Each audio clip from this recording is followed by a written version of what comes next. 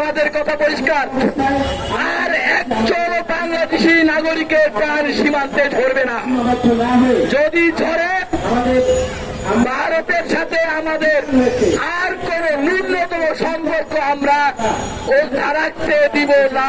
ভারতের সীমান্ত রক্ষী বাহিনী কর্তৃক বাংলাদেশি নাগরিকদেরকে গুলি করে হত্যার এর করার জবাব দেওয়ার এবং তাদেরকে জবাবদিহিতার মধ্যে নিয়ে আসা।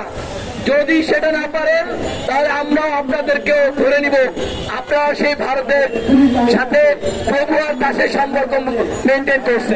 আমার দেশের নাগরিক পড়ছে গুলি করতে পারে, আমার দেশের নাগরিককে যে পাখির মতো গুলি করে, তাদের সাথে আমাদের কোন সম্পর্ক থাকতে পারে? সুতরাং আমরা ওই সম্পর্ক রাখবো না, কথা আমাদের ক্লিয়ার।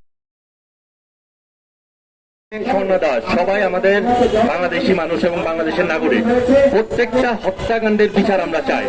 কারণ এই 15 বছর যাবৎ ভারত আমাদেরকে দাস হিসেবে রেখে দিয়েছিল, কিন্তু আমরা আর এখন দাস নেই।